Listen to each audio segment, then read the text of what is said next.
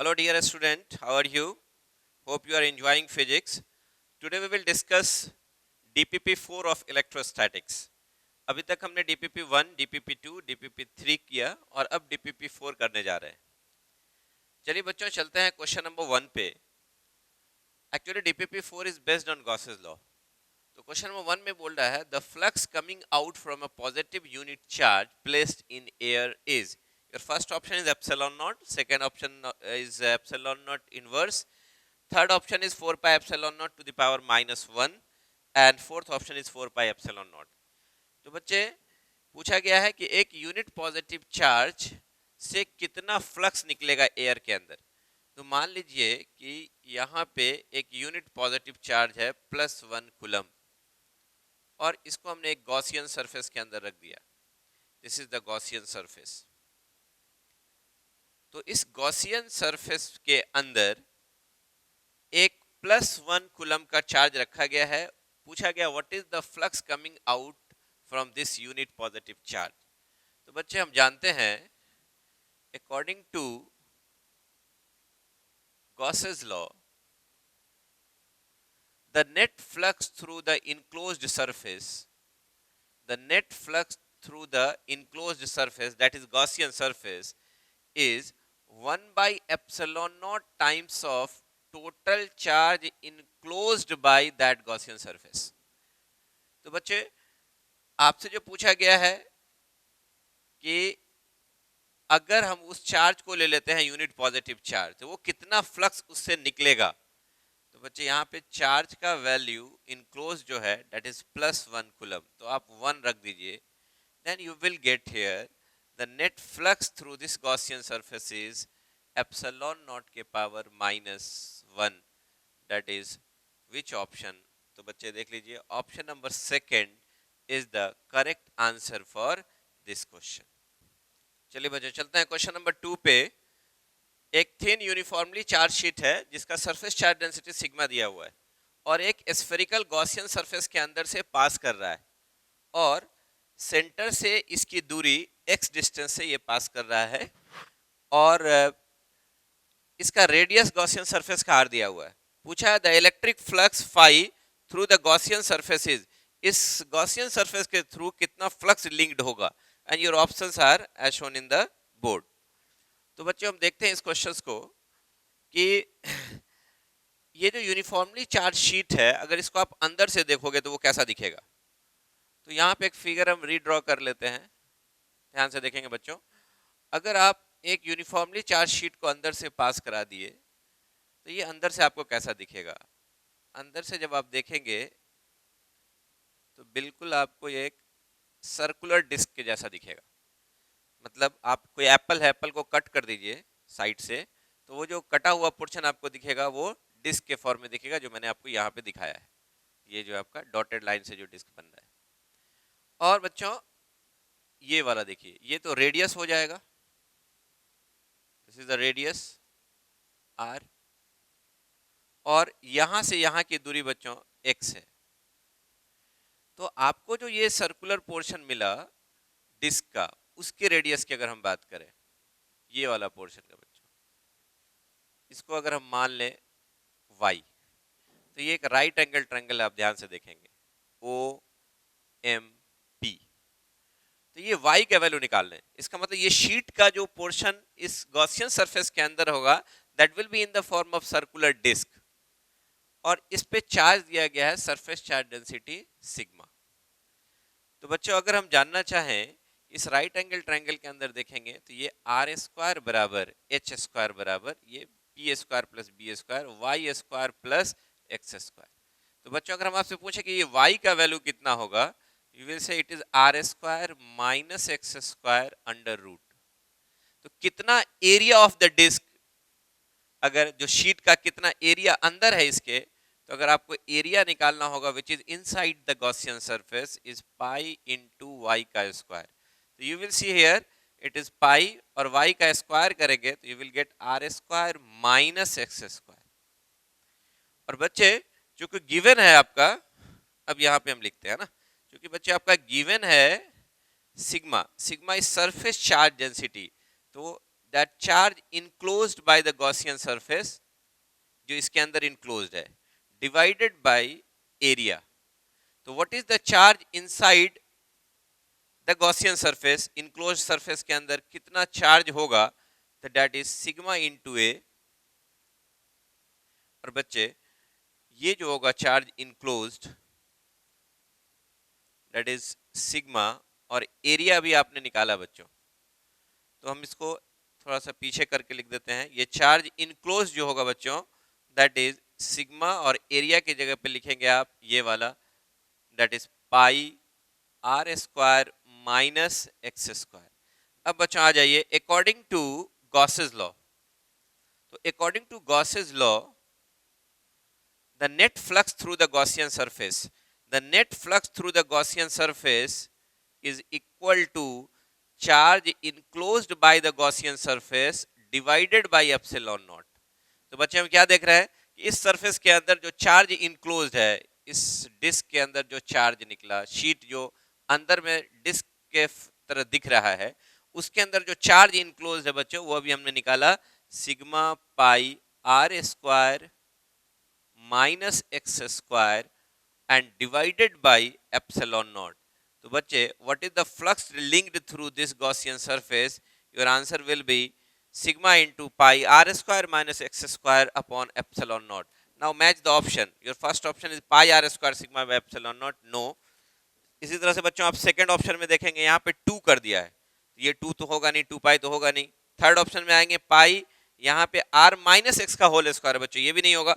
आ जाइए fourth option को match कीजिए, पाई, यहाँ पाई बाई एप्सिलॉन नॉट, ऊपर में r square minus x square, जो सिग्मा यहाँ था उसको यहाँ कर दिया। तो आपने देखा बच्चों fourth option is the correct answer for this question. चलिए क्वेश्चन नंबर 3 पे चलते हैं बच्चों। एक क्वेश्चन नंबर 3 में दिया हुआ है कि एक क्यूबॉइड है जिसका लेंथ L है, विड्थ B है और हाइट H है, और इसके अंदर से एक वायर को पास कराना है जिस वायर का लीनियर चार्ज डेंसिटी लेमडा दिया हुआ है। वायर को हम डिफरेंट वे से इसके अंदर पास कराना है। आपसे पूछा गया है then the ratio of maximum flux to minimum flux will be. इस वायर को इसके अंदर से पास कराना है क्यूबॉइड के, ऐसा पास कराना है कि एक बार फ्लक्स इस क्यूबॉइड के थ्रू मैक्सिमम हो और एक बार फ्लक्स मिनिमम हो, तो उन दोनों का रेशियो क्या होगा, and your options are here on the board. तो बच्चे फ्लक्स निकालना है मुझे, मैक्सिमम एंड मिनिमम फ्लक्स। तो ये जो क्यूबॉइड है that will behaves like a Gaussian surface. तो हम यहाँ पे लिख सकते हैं बच्चों, according to Gauss's law, according to Gauss's law, the net flux through the Gaussian surface is equal to charge enclosed by the Gaussian surface divided by epsilon naught।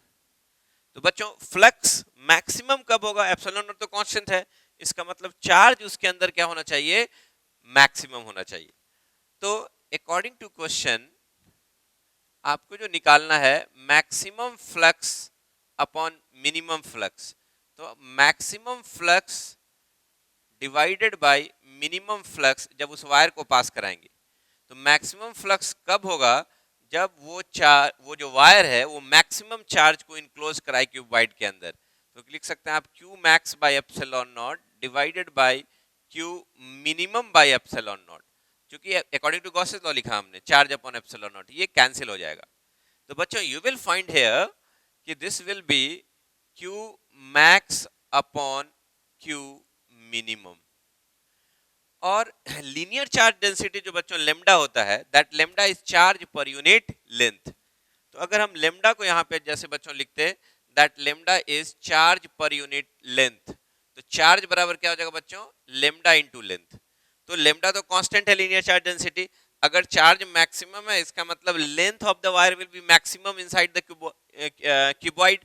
तो आप चार्ज मैक्सिमम को लिख सकते हैं lambda into L maximum, maximum length of the wire inside the cuboid, और charge minimum को lambda into L minimum length of the wire inside the cuboid. Lambda lambda cancel हो जाएगा। इट मींस आपको बच्चों क्या निकालना है, maximum flux upon minimum flux का जो रेशियो होगा, जो वायर क्यूबॉइड के अंदर जो मैक्सिमम कितना जा सकता है और मिनिमम कितना जा सकता है, इन दोनों के लेंथ का रेशियो होगा। तो बच्चे ये बताइए मुझे कि अगर हम वायर को ऊपर से नीचे अलोंग द हाइट लेते हैं, तो हाइट जो आपका सबसे छोटा है बच्चों, तो आप कह सकते हैं कि एल मिनिमम जो होगा वो किसके बराबर होगा, हाइट के बराबर होगा। Let this is equation number 1। तो एल मिनिमम जो होगा बच्चों वो हाइट ऑफ द क्यूबॉइड के बराबर होगा। और एल मैक्सिमम की बात करें बच्चों, तो मैक्सिमम की बात करें तो देखिए कहां से कहां, अगर ये वाला जो क्यूबॉइड का कॉर्नर है इसके जस्ट डायमेट्रिकली अपोजिट अगर ले लें बच्चों, तो अगर आप ये ले रहे हैं या आप ये ले लें, तो इसके अपोजिट वाला ये, मान लीजिए फॉर एग्जांपल आपको दिख भी रहा होगा कि ये क्लासरूम लाइक ए क्यूबॉइड, तो अगर ये वाला जो कॉर्नर है इसके और ये वाला जस्ट इसके अपोजिट वाला कॉर्नर, ये वाला जो लेंथ होगा, अगर हम यहां से यहां दे, यहां से एंड करा करके यहां की तरफ दे, या यहां से एंड करा के हम यहां की तरफ निकालें, तो वो मैक्सिमम लेंथ होगा। तो बच्चों एक फिगर बना के भी हम आपको समझाना चाहेंगे कि ये देखिए बच्चों, अगर हम ऐसा कुछ लें, नीचे वाला बेस देखिए, ये लेंथ है और ये इसका विड्थ है, ये इसका विड्थ है, दैट इज बी, और ये इसका हाइट है एक तरफ का। तो अगर हम इसको इससे मिलाएंगे ये वाला कॉर्नर, तो ये मैक्सिमम होगा। तो ये देखिए आपको एक राइट एंगल ट्रायंगल बन जाएगा ये वाला। तो आप ये वाला जो पोर्शन देखेंगे बच्चों, वो हो जाएगा आपका l square plus b square, l square plus b square root under, और ये वाला जो बच्चों होगा वो एच। तो ये वाला जो पोर्शन आपको मिलेगा that is l square plus b square plus h square under root. तो आप देखेंगे that will be the maximum length inside the cuboid. तो आप क्या देखेंगे, डायमेट्रिकली डायगोनल जो होगा अपोजिट देखिएगा कॉर्नर पे, वो जो होगा मैक्सिमम होगा। तो ये आपका एल मैक्सिमम का जो बच्चों वैल्यू आएगा that is equal to under root l square plus b square plus h square. क्या किया हमने बच्चों, इन दोनों का एल और बी का जो डायगोनल निकाल लिया ये वाला, और इस पे हाइट जो होगा परपेंडिकुलर होगा। तो अब ये एक राइट एंगल ट्रायंगल बन गया, ये देखिए बच्चों। तो ये स्क्वायर प्लस ये स्क्वायर के बराबर होगा, तो एल मैक्स का वैल्यू हो गया under root l square plus b square plus h square. तो अब आ जाइए फ्रॉम इक्वेशन 1, इक्वेशन 1 से आ जाए बच्चों। तो फ्रॉम इक्वेशन 1 में हमने क्या देखा कि maximum flux upon minimum flux का जो रेशियो है that is L maximum upon L minimum. तो बच्चों मैक्सिमम जो आएगा length of the wire inside the cuboid is under root L square plus B square plus H square, और minimum length जो आएगा जो हाइट के अकॉर्डिंग अगर हम देते हैं वायर को inside the cuboid that is H। तो आपका जो बच्चों आंसर हो जाएगा वो आंसर हो जाएगा ये वाला, और इस ऑप्शन को मैच कीजिए आप, तो बच्चे देखेंगे your first option is correct. तो for this question the correct answer is option number first. चलिए बच्चों चलते हैं next question number 4। Question number 4 में देखिए बच्चों क्या बोल रहा है कि एक क्यूब है और उस क्यूब के थ्रू पास कर रहा है electric field, uniform electric field E बराबर ई आई कैप, और इस क्यूब का लेंथ जो है साइड जो है वो L दिया हुआ है। आपसे पूछा गया the net electric flux through the cube is, इस क्यूब के थ्रू नेट इलेक्ट्रिक फ्लक्स कितना होगा। तो चलिए बच्चे देखते हैं, आपके पास ये 4 ऑप्शंस है। तो हमने एक क्यूब बनाया बच्चों, यहाँ पे ध्यान से देखेंगे, ये एक क्यूब है, दिस इज द क्यूब, और अगर हम बात करते हैं बच्चों कि इलेक्ट्रिक फ्लक्स की अगर हम बात किया कर रहे हैं यहाँ पे, तो ये देखिए अगर हमने इसको एक्स एक्सिस बोला and this one is y axis, तो ये वाला हमारा जेड एक्सिस की बात कर सकते हैं। तो बच्चे देखिए क्या होगा कि अगर इलेक्ट्रिक फील्ड का डायरेक्शन इधर की तरफ है, E बराबर ई आई कैप, तो चलिए यहाँ पे डिफरेंट डिफरेंट एरिया है, एरिया की बात करें, साइड्स हैं, साइड्स के एरिया की बात करें, एरिया वेक्टर्स की बात करें, तो ये वाला जो इस साइड है इसका जो एरिया वेक्टर होगा उसका डायरेक्शन इधर की तरफ होगा, और इलेक्ट्रिक फील्ड भी इधर होगा। तो इधर तो फ्लक्स होगा आपका, चलिए इधर आपको φ1 मिलेगा, and φ1 is electric field E and area of loop is L square, और E दोनों का डायरेक्शन सेम है, तो आपका आ जाएगा cos 0 degree, then you will get φ1 is equal to E L square. लेकिन बस जस्ट उसके अपोजिट फेस की बात करें तो ये जो अपोजिट फेस का जो एरिया वेक्टर होगा वो इधर की तरफ होगा, आउटवर्ड होगा, तो ये हो गया एरिया वेक्टर अपोजिट साइड्स का। और यहां पे जो इलेक्ट्रिक फील्ड है वो पॉजिटिव आई के डायरेक्शन में है, तो बच्चों इन दोनों के बीच का जो एंगल होगा वो कितना होगा, 180 डिग्री। तो जस्ट इसके अपोजिट साइड के जो फ्लक्स की बात करेंगे phi two, that is electric field E, area of this phase is L square and cos 180 degree and cos 180 is -1, then you will get minus EL square phi 2।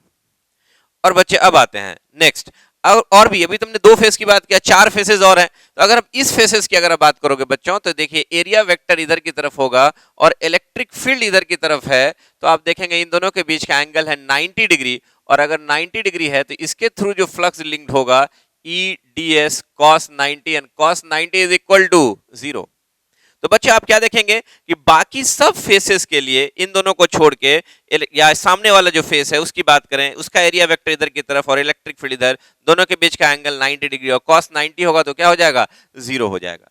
तो आप देख रहे हैं बच्चों इलेक्ट्रिक फील्ड इधर है, ये चारों सरफेस जो होगा उसका इलेक्ट्रिक फील्ड एरिया वेक्टर बाहर और इलेक्ट्रिक फील्ड के बीच 90 डिग्री, सिर्फ दो फेस में ही हम फ्लक्स निकाल पाएंगे, जो इधर वाला जो होगा वो प्लस में होगा और उसके अपोजिट फेज में माइनस होगा। तो अगर हम नेट फ्लक्स की बात करें बच्चों के नेट फ्लक्स कितना होगा थ्रू द क्यूब, तो net flux through the cube अगर निकालना है बच्चों तो आप देखेंगे कि ये जो होगा प्लस ई एल स्क्वायर और ये जो होगा वो माइनस ई एल स्क्वायर, और बाकी सब के लिए जितना भी है अदर फेसेस हैं उन सब के लिए 0 होगा। तो जब इन दोनों को ऐड करेंगे तो आपको बच्चों क्या मिलने वाला है, 0 मिलने वाला है। तो आप कह सकते हैं कि your first option is correct option for this question. चलिए बच्चों next question of DPP 4, question number 5। Given है अ क्यूब जिसके सेंटर पे एक +2 कूलम का चार्ज रखा गया है, और आपसे पूछा क्या जा रहा है बच्चों वो देखिए, what is the electric flux passing through one face. इस क्यूब के वन फेस के थ्रू कितना फ्लक्स पास करेगा, and your options are 1/3 epsilon naught, second option 1/4 into epsilon naught, third option is 2/एप्सिलॉन naught and fourth option is 3/एप्सिलॉन naught. बच्चे आपको पता है कि अगर ये क्यूब को एक गॉसियन सरफेस मान लें and according to Gauss's law the net flux through a closed surface is 1/epsilon naught times of total charge enclosed by that surface। तो बच्चे अगर हम यहां पे देखें according to Gauss's law, according to Gauss's law the net flux through this cube, इस cube के through जो नेट फ्लक्स होगा that is charge enclosed by the Gaussian surface that is cube divided by epsilon naught। और बच्चों हम क्या देख रहे हैं इस क्यूब में कितना फेस है, 1 2 3 4 5 6, तो इसमें 6 फेसेस हैं। तो बच्चों हम क्या लिखेंगे कि जो 6 फेसेस हैं, 6 फेसेस ऑफ क्यूब, इसके थ्रू जो फ्लक्स लिंक्ड है वो आया आपका कितना, वो देखिए।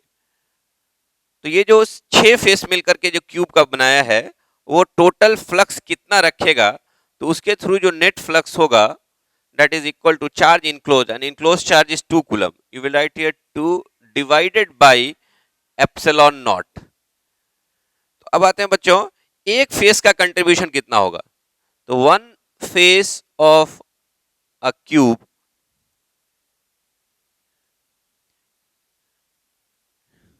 के थ्रू फ्लक्स की अगर हम बात करें कि वन फेस के थ्रू कितना होगा, दैट इज 2/एप्सिलॉन नॉट, और ये जो 6 है उधर जाएगा 1/6, तो बच्चे ये कैंसिल कर देंगे, your answer will B 1/3 epsilon naught. तो आपने क्या देखा बच्चों कि 6 फेस के थ्रू कंट्रीब्यूशन जो आया वो 2/एप्सिलॉन नॉट, वन फेस के थ्रू जो कंट्रीब्यूशन होगा क्यूब के वो that is the 1/3 epsilon naught. तो आप कह सकते हैं what is the electric flux passing through one face, तो वन फेस के थ्रू जो फ्लक्स होगा बच्चों 1/3 epsilon not. Which option is correct, you will see option number first is the correct answer for this question।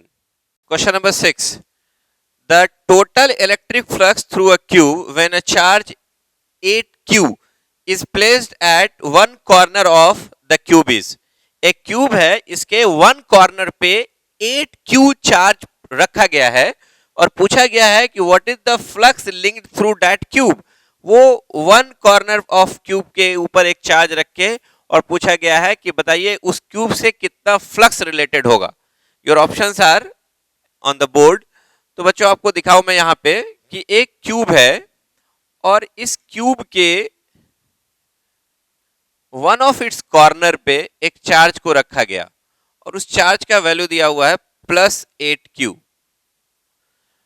तो ये charge अभी ढका हुआ नहीं है, इसके कॉर्नर पे रखा हुआ है।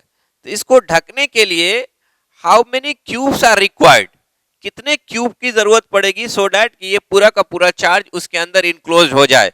और अगर इनक्लोज हो गया, सिमेट्रिकली इनक्लोज कर देंगे हम, और अगर ये इनक्लोज हो गया तो गॉसेस लॉ लगा देंगे, the net flux through that in Gaussian surface is equal to 1/ε0 times of total charge enclosed by that surface. तो बच्चे आप देखिए यहां पे एक फिगर बनाता हूं मैं यहां पे।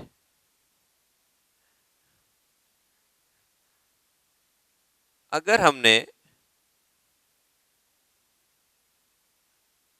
4 क्यूब ले लिया, आप देख सकते हैं 1 2 3 4, चारों को अगर हम इस तरह से सटाए तो यहां पे जो चार्ज है आपका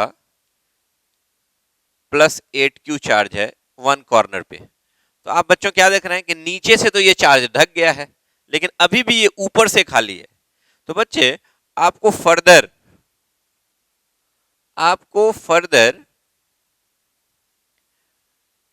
4 क्यूब की और जरूरत पड़ेगी। तो बच्चे हम देखते हैं कि 4 क्यूब नीचे से और 4 क्यूब ऊपर से, तो टोटल 8 क्यूब जब डालेंगे तब ये चार्ज जो है उसके सेंटर पे आ जाएगा और ये चार्ज 8 क्यूब पूरी तरह से क्या हो जाएगा, इनक्लोज हो जाएगा। तो हमने देखा बच्चे according to Gauss's law the net flux through the Gaussian surface is equal to charge enclosed by Gaussian surface divided by epsilon naught। तो बच्चे how many cubes are required to enclose that 8 cube of charge. तो कहेंगे आप 8 cube, आपको यहां देखा आपने कि 8 क्यूब्स मिला और 8 क्यूब्स मिल करके जो नेट फ्लक्स दिया 8 क्यूब्स का, आप नेट फ्लक्स जो है that encloses how much charge, that is 8Q divided by epsilon naught. तो 8 क्यूब मिल करके इसको इनक्लोज किया तो इसके थ्रू नेट फ्लक्स जो होगा 8 क्यूब के थ्रू जो नेट फ्लक्स होगा ये Q8Q बाई एप्सिलॉन नॉट। इसलिए 1 क्यूब का कंट्रीब्यूशन कितना होगा बच्चे फ्लक्स में, तो आप कहेंगे कि 1 क्यूब के थ्रू जो नेट फ्लक्स होगा through 1 cube that is 8Q by epsilon not divided by 8। ये 8 का है तो 1 का हो जाएगा तो 1/8, 8 कैंसिल हो जाएगा and that is Q by epsilon naught. तो बच्चे आपको क्या मिला, this is the net flux through one of the cube. एक क्यूब के थ्रू जो नेट फ्लक्स होगा that is equal to Q by epsilon naught. तो आप विच ऑप्शन इज करेक्ट, तो बच्चे आप देखेंगे ऑप्शन नंबर फर्स्ट जिसके पास है Q by epsilon not which is the correct option for this question. Question number 7। चलिए बच्चों देखिए क्वेश्चन क्या कह रहा है कि एक स्मॉल वॉल्यूम में एक चार्ज रखा गया है Q और this charge is enclosed bye a spherical surface जिसका रेडियस 10 सेंटीमीटर है और इसके थ्रू फ्लक्स है आपको 20 वोल्ट मीटर। इस स्फेयर के ही जैसा एक दूसरा स्फेयर है जिसका रेडियस 20 सेंटीमीटर है और कंसेंट्रिक है, मतलब दोनों स्फेयर का सेंटर एक जगह पे है। तो अब अगर इसका रेडियस डबल हो गया इस सरफेस का तो इस सरफेस के थ्रू नेट फ्लक्स कितना होगा, and your options are 20 volt metre, this is 10 volt metre, 40 volt metre and 5 volt metre. तो बच्चे ये बताइए अकॉर्डिंग टू, अगर हम लिखें गॉसेस लॉ, तो according to Gauss's law the net flux through the Gaussian surface is equal to charge enclosed by Gaussian surface divided by epsilon naught। तो बच्चे ये बताइए कि नेट फ्लक्स किस बात पर डिपेंड किया, कितना चार्ज इनक्लोज किया। गॉसियन सरफेस का इरेगुलर शेप का भी हो सकता है, छोटा भी हो सकता है, बड़ा भी हो सकता है। अगर उस गॉसियन सरफेस के अंदर सेम चार्ज रखा हुआ है तो टोटल फ्लक्स उसके एरिया ऑफ द स्फेयर से, एरिया ऑफ द सरफेस से इंडिपेंडेंट होगा। तो बच्चों आप क्या देख रहे हैं कि इसके थ्रू जो फ्लक्स निकल रहा है, जो पहला जो आप दिखाएंगे phi1 अंदर वाले स्फीयर के थ्रू जो फ्लक्स है उसने चार्ज को जो इनक्लोज किया Q divided by epsilon not, इसका वैल्यू दिया हुआ है 20 वोल्ट मीटर। तो बच्चे ये बताइए दूसरे सरफेस के थ्रू जो देखेंगे तो ये बाहर वाला जो सरफेस है वो भी सेम चार्ज को इनक्लोज किया है, तो उसके थ्रू जो फ्लक्स होगा that is Q bye epsilon not, जिसका वैल्यू ऊपर में Q बाय एप्सिलॉन नॉट का वैल्यू 20 है, तो इस सरफेस में भी सेम चार्ज है, एप्सिलॉन नॉट का वैल्यू भी सेम है, कांस्टेंट है, तो इन दोनों का रेशियो ऊपर वाले रेशियो के ही बराबर होगा।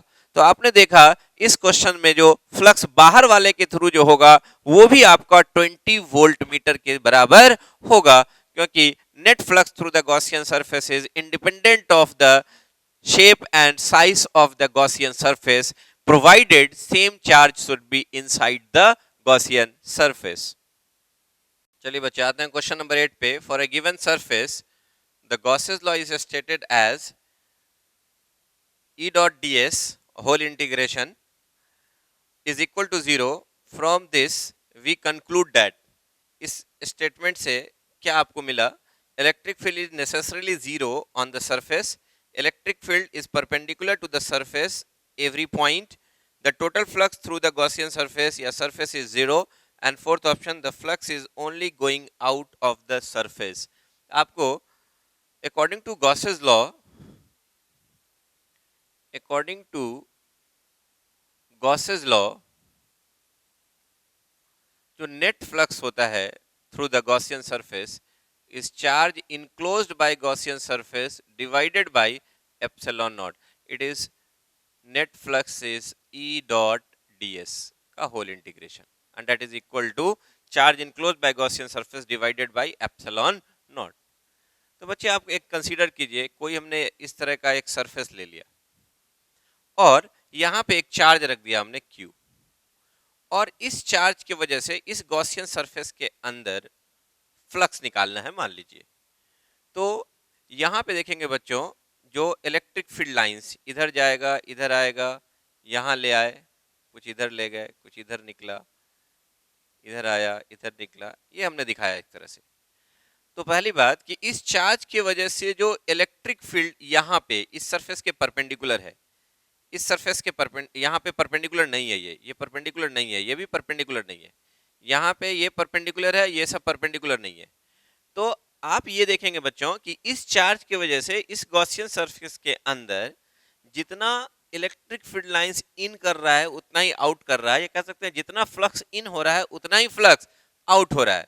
तो आप कह सकते हैं कि इस चार्ज की वजह से इस गॉसियन सरफेस के अंदर जितना इनवर्ड फ्लक्स होगा उतना ही आउटवर्ड फ्लक्स होगा। In that case total flux जो होगा through this surface, total flux through this surface अगर हम बात करेंगे, total flux through this surface will be equal to zero, क्योंकि inward flux is equal to outward flux. अब option पे आइए, पहला ऑप्शन है कि electric field necessarily zero on the surface.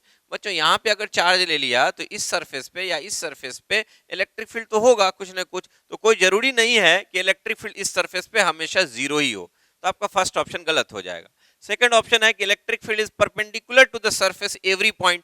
तो बच्चों यहाँ देख रहे हैं इस चार्ज की वजह से यहाँ पे इलेक्ट्रिक फील्ड परपेंडिकुलर है, लेकिन यहाँ पे परपेंडिकुलर नहीं है, तो आप फर्स्ट ऑप्शन भी कैंसिल हो गया, सेकंड ऑप्शन भी कैंसिल हो गया। The total flux through the surface is zero, तो जितना इनवर्ड फ्लक्स होगा उतना ही आउटवर्ड फ्लक्स भी होगा, तो नेट फ्लक्स जो हो जाएगा वो क्या हो जाएगा, इस सरफेस के थ्रू जीरो हो जाएगा। फोर्थ ऑप्शन जो आपका वो देखिए, the flux is only going out of the surface. यहाँ पे देखिए बच्चों ये फ्लक्स इनवर्ड फ्लक्स है और ये वाला क्या होगा आपका आउटवर्ड फ्लक्स। तो आप क्या देख रहे हो कि इन फ्लक्स भी है और आउट फ्लक्स भी है, इसलिए ओनली आउट फ्लक्स भी नहीं होगा। तो आप देखेंगे बच्चों option number third is the correct answer, the total flux through the surface is zero because inward flux is equal to outward flux. तो आप होल इंटीग्रेशन करेंगे जब E डॉट ds का surface integral of electric field through a close surface, तो आप देख रहे हैं इस केस में क्या जीरो होगा। चलिए बच्चे आते हैं क्वेश्चन नंबर 9 पे। क्वेश्चन नंबर 9 में बोला जा रहा है कि एक क्यूब है जो यूनिफॉर्म इलेक्ट्रिक फील्ड में रखा गया है और इलेक्ट्रिक फील्ड दिया हुआ है E बराबर E not I cap plus E not J cap plus E not के कैप, और इस क्यूब का साइड दिया हुआ है। पूछा गया what is the flux linked, what is the total flux passing through the cube would be, इसके टोटल फ्लक्स बताना इस क्यूब के थ्रू कितना होगा। तो बच्चों सिंपली देखिए कि एक्स एक्सिस में भी इलेक्ट्रिक फील्ड का मैग्नीट्यूड ई नॉट है, वाई एक्सिस में भी ई नॉट है और जेड एक्सिस में भी ई नॉट है। तो आप देखेंगे क्या बच्चे कि अगर आप एक्स एक्सिस में बात करें तो एक्स एक्सिस में जो ये वाला फेस है, इस फेस का एरिया वेक्टर बच्चों देखेंगे इधर की तरफ होगा और इलेक्ट्रिक फील्ड भी पॉजिटिव आई कैप में इधर की तरफ होगा। तो आप देखोगे क्या बच्चों कि यहाँ पे जो इस सरफेस के थ्रू जो फ्लक्स निकलेगा phi 1 is equal to E into a square cos 0 and cos 0 is 1, you will get here E a square। और जस्ट इसके अपोजिट फेस पे बच्चे जब बात करेंगे तो अपोजिट फेस पे जो एरिया वेक्टर होगा उसका डायरेक्शन अपोजिट हो जाएगा और इलेक्ट्रिक फील्ड इधर की तरफ है, आई में है। तो बच्चे आपको क्या मिलेगा वो देखिए, इन दोनों के बीच का एंगल 180 डिग्री। तो इस फ्लक्स के जस्ट अपोजिट फेस पे अगर आप देखेंगे तो फ्लक्स phi 2 का जो वैल्यू होगा E into area A square cos 180 degree and cos 180 degree is -1, you will get here minus EA square। तो बच्चे क्या देखा हमने, जो पॉजिटिव एक्स एक्सिस में जो फेस है उसमें जो फ्लक्स आया वो प्लस EA स्क्वायर और उसके जस्ट अपोजिट में जो फेस है उस पे जो फ्लक्स आया वो minus EA square, they will cancelled out, एक दूसरे को बच्चों क्या कर देगा वो कैंसिल कर देगा। तो net flux along the x axis क्या हो जाएगा, जीरो हो जाएगा। सिमिलरली बच्चों अगर वाई एक्सिस में बात करें तो वाई एक्सिस का एरिया वेक्टर इधर की तरफ और इलेक्ट्रिक फील्ड भी इधर की तरफ। तो बच्चों यहां तो फ्लक्स आपका पॉजिटिव हो जाएगा क्योंकि एंगल 0 डिग्री है, लेकिन नीचे वाले का जो एरिया वेक्टर लेंगे वो नीचे की तरफ होगा और इलेक्ट्रिक फील्ड ऊपर की तरफ है वाई एक्सिस में। देखिए यहाँ पे ई नॉट जे कैप, तो यहाँ पे बच्चों आपको 180 डिग्री, तो यहाँ का जो फ्लक्स मिलेगा वो आपको निगेटिव में मिलेगा और इधर का पॉजिटिव मिलेगा, ये एक दूसरे को कैंसिल कर देगा। इसी तरह से बच्चों जेड एक्सिस में प्लस जेड एक्सिस में जितना फ्लक्स होगा उतना ही नेगेटिव जेड एक्सिस में भी फ्लक्स होगा and they will cancel each other. तो बच्चों आप देखेंगे कि नेट फ्लक्स जो होगा इन सब के थ्रू, अगर आप इस क्यूब के थ्रू अगर आप नेट फ्लक्स देखेंगे that will B zero. Now match the option. तो आप देखेंगे बच्चों आपके जो ऑप्शन है उसमें ई नॉट ए स्क्वायर है, 2 E naught A square, 6 E naught A square. तो बच्चों आपका जो आंसर होगा वो नन ऑफ दिस, आपका जो आंसर होगा वो जीरो होगा क्योंकि inward flux is equal to outward flux. तो एक्स एक्सिस में जितना अंदर आ रहा फ्लक्स उतना ही बाहर जा रहा है, वाई एक्सिस में भी जितना इन किया क्यूब के अंदर उतना ही बाहर गया, जेड एक्सिस में भी inward flux is equal to outward flux, thus the net flux through the cube will be zero। Your option number 4 is the correct answer।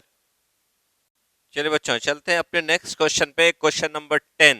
Question number 10 क्या है, अ सरफेस ए के द्वारा दिखाया गया है जिसका area 10 J cap is kept in an electric field E बराबर 2 आई cap plus 4 जे cap plus 7 के cap.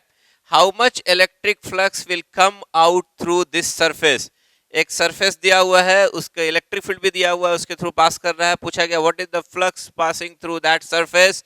Your first option is 40 units, second option is 50 units, third option is 30 unit and the fourth option is 20 unit। बच्चों आप जानते हैं electric flux के बारे में जानते हैं। We know that electric flux is the dot product of electric field and area vector। तो बच्चों electric flux is the dot product of electric field and area vector या स्केलर प्रोडक्ट। तो बच्चों इलेक्ट्रिक फील्ड का जो value है वो कितना है, देखिए ई बराबर आपका बच्चों दिया हुआ यहाँ पे 2 आई कैप प्लस 4 जे कैप प्लस 7 के कैप और एरिया वेक्टर बच्चों देखिए डॉट प्रोडक्ट करेंगे, एरिया वेक्टर कितना दिया हुआ 10 जे कैप। तो बच्चे हम जानते हैं कि डॉट प्रोडक्ट में आई जे के ही 1 होता है, बाकी सब जीरो। तो यहाँ पे 2 आई कैप है, यहाँ पे जे है, जीरो हो जाएगा डॉट प्रोडक्ट। 4 जे का भी 4 जे और 10 जे, ये दोनों जे डॉट जे का डॉट प्रोडक्ट 1 होगा। तो 4 इंटू 10 और आपको ये 7 के इंटू 10 जे आपको जीरो मिलेगा। तो बच्चों आपको देखेंगे क्या मिलेगा, फ्लक्स विल बी 40 यूनिट्स। तो आप देखेंगे बच्चों कि electric flux will be equal to 40 units के बराबर होगा। क्वेश्चन का आंसर कौन सा हो जाएगा बच्चों, option number first is the correct answer for this question. चलिए बच्चों आते हैं क्वेश्चन नंबर 11 पे। क्वेश्चन नंबर 11 में क्या बोल रहा है, देखिए which of the following pattern of electrostatic lines of forces can not possible. Electrostatic lines of forces या इलेक्ट्रिक फील्ड लाइंस कौन सा इसमें से पॉसिबल नहीं है। मतलब this question belong to the properties of electric field lines. तो आप जानते हैं डिफरेंट प्रॉपर्टीज आपको पढ़ाया गया है, उसी प्रॉपर्टीज के बेसिस पर हम यहाँ पे सोचेंगे।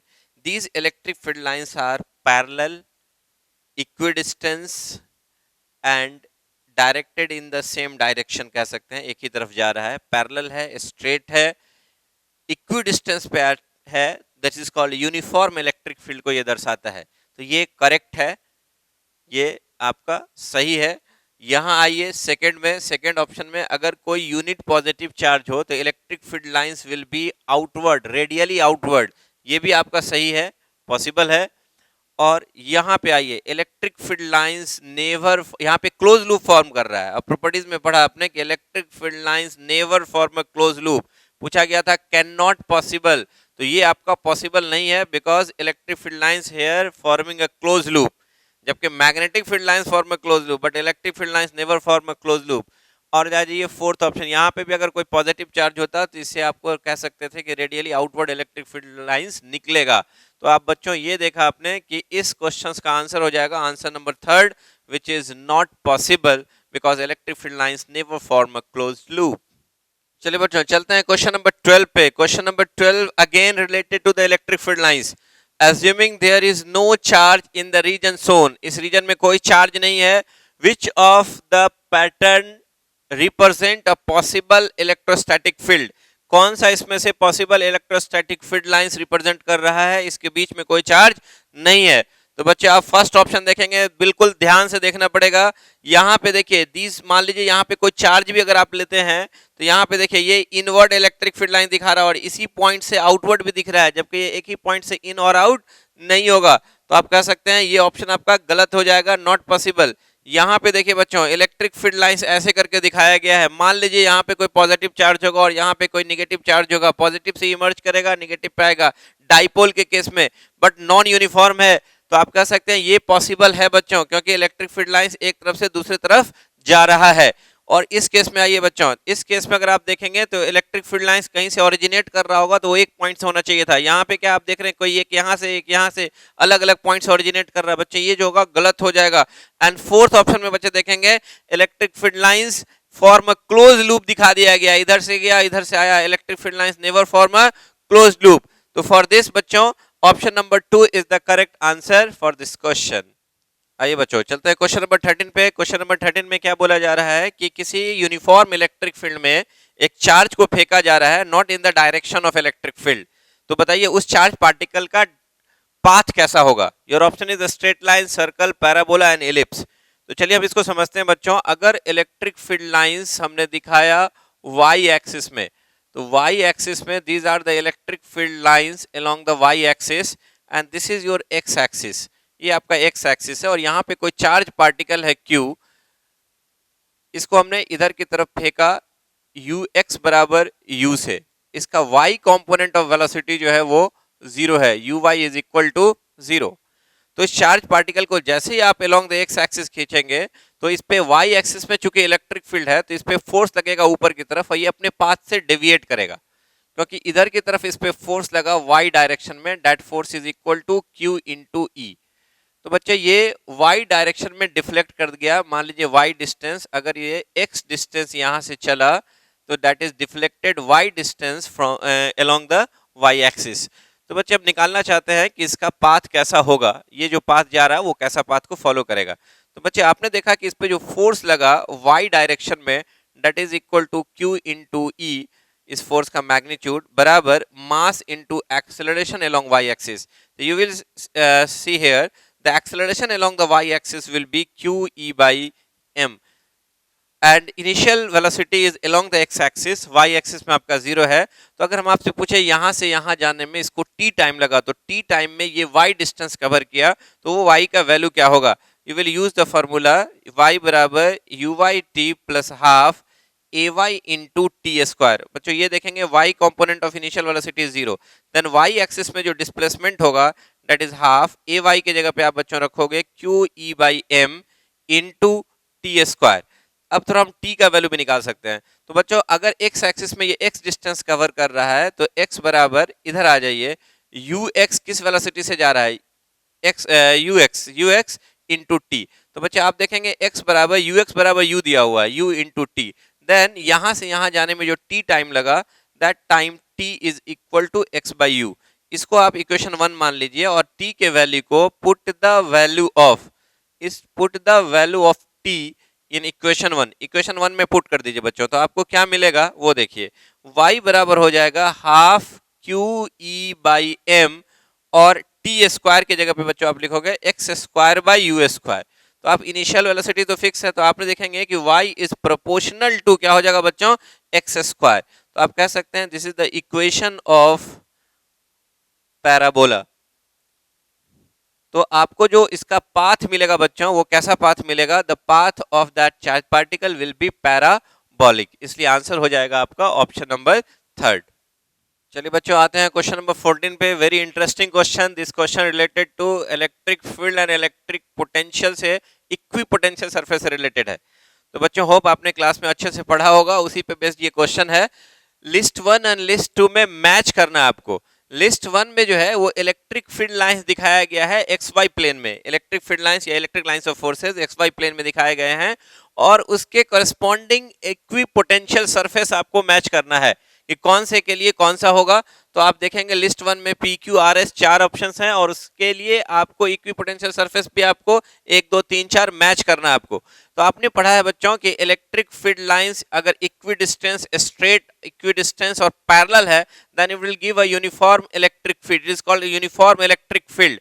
और इलेक्ट्रिक फील्ड लाइंस के डायरेक्शन में जाते हैं तो इलेक्ट्रिक पोटेंशियल डिक्रीज करता है बच्चों। तो आप जानते ही हैं कि इलेक्ट्रिक फील्ड के लाइन में डायरेक्शन में अगर हम जाएंगे तो इलेक्ट्रिक पोटेंशियल डिक्रीजेस, मतलब हायर पोटेंशियल से लोअर पोटेंशियल की तरफ इलेक्ट्रिक फील्ड लाइंस जाता है। तो बच्चों यहाँ पे देखिएगा लिस्ट 1 में, आप लिस्ट 1 में क्या देख रहे हैं, these are the uniform electric field and it goes along the x axis, positive x axis की तरफ जा रहा है। इसका मतलब यहाँ पे जो बच्चों इलेक्ट्रिक पोटेंशियल होगा ज्यादा होगा, इधर का इलेक्ट्रिक पोटेंशियल कम होगा। जैसे जैसे इलेक्ट्रिक फील्ड लाइन की डायरेक्शन में जाएंगे इलेक्ट्रिक पोटेंशियल विल डिक्रीजेस। इसका मतलब बच्चों ये वाला हायर पोटेंशियल होगा, फिर ये लोअर, ये उससे लोअर, ये इससे लोअर, इससे लोअर। तो बच्चे देखेंगे this one is the higher potential and this one is lower potential. तो बच्चों ऑप्शन में मैच कीजिए, ये तो वाई डायरेक्शन में दिखाया गया है इक्विपोटेंशियल सरफेस को, यहाँ भी वाई डायरेक्शन में दिखाया गया है ऊपर की तरफ। यहाँ देखिए बच्चों थर्ड ऑप्शन में आ जाइए, यहाँ पे देखिए एक्स एक्सिस में इक्विपोटेंशियल सरफेस दिखाया जा रहा है, ये लोअर पोटेंशियल, ये हायर। बच्चों आपको पता है कि लाइंस इधर से जा रहा है, ये हायर होगा, ये लोअर। फोर्थ ऑप्शन देखिए बच्चों, फोर्थ ऑप्शन ये आपका हायर पोटेंशियल और ये लोअर पोटेंशियल। तो इलेक्ट्रिक फील्ड लाइंस जो होगा वो हायर पोटेंशियल से लोअर पोटेंशियल की तरफ जाएगा। These are the equipotential surface. तो आपने देखा कि पहले का फर्स्ट पी का जो करेक्ट जो मैचिंग होगा वो फोर्थ नंबर होगा।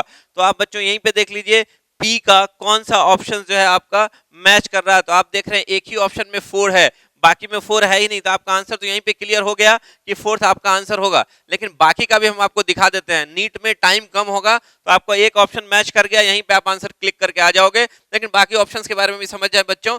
देखिए इलेक्ट्रिक फील्ड लाइंस इधर की तरफ जा रहा है, इट मींस यहाँ हायर पोटेंशियल होगा, जैसे जैसे इलेक्ट्रिक फील्ड के लाइन में जाएंगे इलेक्ट्रिक पोटेंशियल डिक्रीज करेगा, तो ये हायर पोटेंशियल होगा और वो लोअर पोटेंशियल होगा। तो बच्चे क्यू का देखिए मैचिंग क्या होगा, क्यू का मैचिंग बच्चों आप देखेंगे ऑप्शन नंबर 3 में, ये अगर देखेंगे इधर से हायर पोटेंशियल है, ये हायर पोटेंशियल और ये लोअर पोटेंशियल है। तो बच्चों आप देखेंगे क्या कि क्यू के लिए जो है वो आपका 3rd नंबर आया और इसके लिए आपका 4 नंबर आया था पी के लिए। तो आप मैचिंग देख सकते हैं, क्यू का जो है आपका ये 3rd सही है, ये पी का 4 हो गया, क्यू का 3rd हो गया। सेकंड में आ जाइए, सेकंड ऑप्शन बच्चों क्या बोलता है आपका यहाँ पे, इलेक्ट्रिक फील्ड लाइंस नीचे से ऊपर जा रहा है, ये हायर पोटेंशियल होगा, जैसे जैसे ऊपर जाएंगे पोटेंशियल डिक्रीज करेगा। This is higher potential and this one is lower potential. तो मैच कराइए आपके पास कौन सा बचा है। आप देख सकते हैं बच्चों ये वाला आपका ऑप्शन, ऑप्शन नंबर 2, ये हायर पोटेंशियल और जैसे जैसे ऊपर जा रहे हैं वो लोअर पोटेंशियल। तो आपने देखा बच्चों कि ये आर का आपका सेकंड आया, आप देख लीजिए आर का सेकंड मैच कर रहा है। इसी तरह से बच्चों आते हैं हम लोग एस वाले पे, इलेक्ट्रिक फील्ड लाइंस ऊपर से नीचे जा रहा है, तो ये हायर पोटेंशियल होगा, जैसे जैसे नीचे जाएंगे पोटेंशियल डिक्रीज करेगा। This are the equipotential surface. तो हायर पोटेंशियल वाला है, ये लोअर पोटेंशियल वाला। तो आप देखेंगे कौन सा ऑप्शन है, ऑप्शन नंबर देखें बच्चों कौन सा ऑप्शन इसके लिए करेक्ट होगा एस वाले के लिए। तो आप इसमें देख सकते हैं फर्स्ट वाला बच्चों यहाँ पे देखेंगे फर्स्ट ऑप्शन में ये लोअर पोटेंशियल है और ये हायर पोटेंशियल है। तो आपका जो इस वाले के लिए जो फर्स्ट आ गया, तो आप देखेंगे कि फर्स्ट ऑप्शन इज करेक्ट। तो आपको इस क्वेश्चन से क्या सीखने को मिला कि इलेक्ट्रिक फील्ड के डायरेक्शन, यूनिफॉर्म इलेक्ट्रिक फील्ड के परपेंडिकुलर जो पोटेंशियल वाला एक सारे पॉइंट्स को मिला दें तो इक्विपोटेंशियल लाइन होगा, और सरफेस अगर लेना होगा तो जितना भी परपेंडिकुलर सरफेस लेंगे इलेक्ट्रिक फील्ड लाइंस के, that is the equipotential surface. And when we go from in the direction of electric field the equipotential surface का जो पोटेंशियल होगा दैट विल डिक्रीजेस। चलिए बच्चों आते हैं question number 15 which is the last question of DPP 4। तो बच्चे हम लोग इस पे देखेंगे क्या कि इस क्वेश्चन में बोल रहा है the electric field in the region is radially outward and a point is given by E बराबर 250 R volt per metre where R is the distance of the point from origin. Calculate the charge contained in a sphere of radius 20 cm centered at the origin. origin से 20 centimetre की दूरी पे एक sphere ले लीजिए और उस sphere के अंदर कितना चार्ज होगा। ऑरिजिन पे इस पॉइंट पे दिखाया जा रहा है, उस पॉइंट से electric field lines radially outward निकल रहा है। इसका मतलब ये हो गया कि अगर वहां पे पॉइंट चार्ज हो और रेडियली आउटवर्ड हो तो we know that electric field बराबर we know that electric field due to point charge बराबर kq by r square the magnitude of electric field and that will be radially outward। तो अगर कोई charge radially outward निकल रहा है तो आपसे पूछा गया है कि इसका इलेक्ट्रिक फील्ड का वेरिएशन भी दे दिया है E बराबर 250 R वोल्ट पर मीटर और आपसे पूछा गया कि अगर रेडियस 20 सेंटीमीटर का ले ले तो इसके अंदर कितना चार्ज होगा वो बताने के लिए बोला गया है। तो मान लीजिए वो चार्ज Q है इस स्फीयर के अंदर है तो यहाँ पे पुट कर देंगे इलेक्ट्रिक फील्ड का जो वैल्यू है 250 R that is KQ by R square. आपसे चार्ज पूछा गया कितना होगा तो बच्चे बताइए Q बराबर कितना हो जाएगा 250 R cube by K। R square इधर जाएगा R क्यूब बाई K। अब वैल्यू को पुट कर दीजिए बच्चों 250 और R का वैल्यू 20 सेंटीमीटर अगर आप मीटर में लेंगे दैट इज 20 बाई 100 इज 0.2 का क्यूब डिवाइडेड बाय k का value 9 into 10 to the power 9। सब हमने एसआई यूनिट में लिया है। When you solve you will get 2.2 into 10 to the power -10 coulomb. बच्चों जब सॉल्व करेंगे तो ये आ जाएगा। तो आप देखेंगे इस स्फीयर के अंदर जो चार्ज होगा that is equal to 2.2 into 10 to the power -10 coulomb. thus your answer is third option is the correct answer for this question।